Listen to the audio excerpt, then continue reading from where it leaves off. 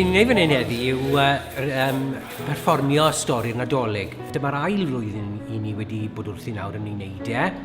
Ac wrth gwrs mae storïau bwerus yn dyn nhw, ni'n gwybod hynny, ni'n gwybod hynny adeg Nadolig. Mae cwmnïau mawr, mae nhw'n defnyddio'i stori, mae John Lewis yn defnyddio'i stori mwyn denu pobl. Ac wrth gwrs i ni'n credu bod y stori yma yn waelodol i'r Nadolig, yn i'w does na ddim Nadolig eb y stori hon. Mae Duw wedi anfon yr angel Gabriel at y forwyn hon, Mai. Henffych fawr, paid â bothni. Dewiswyd ti o eich holl merched. Mae'r arglwydd ddiw gyda thi. Mae'r Nadolig, ydych chi'n mynd nôl i'ch adeg plentyndod yn eich chymod. I gyfer Nadolig, a mae'n bwysig ofnadwy o teulu. A mae'n bwysig bod pobl yn gweld y stori yn weledol fel mae'n cael ei ddangos o fan hyn. Mae'n rhaid i bob dyn fynd nôl i'w ddinas ei hun i gael ei gyfrif. Mae cyndeidiau Joseph o Fethlehem. Ac felly, gyda'i gilydd, mae nhw'n gadael Nazareth, allan yn Efraiau Galilea, i lawr i Judea, gan ddilyn y ffordd i Fethlehem.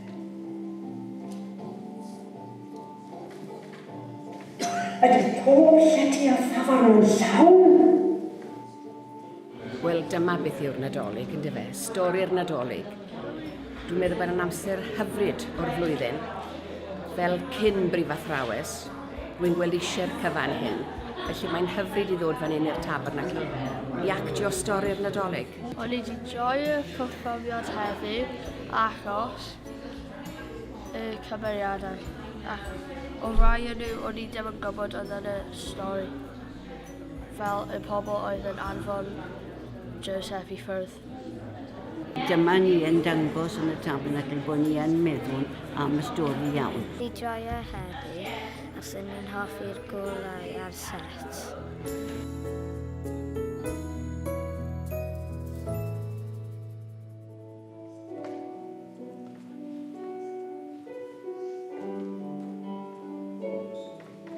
Yn y dathlu y Geni Iesu, mae'n amdano rhannu gyda bobl, mae'n amdano dangos bobl y stori.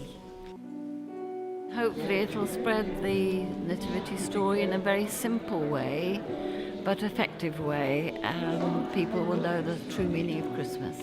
Mae'n weithred ar y cyd, ac i ni'n teimlo bod ni yn cynnig rhywbeth arbennig i dre Pen-y-bont, cynnig rhywbeth i bobl Pen-y-bont.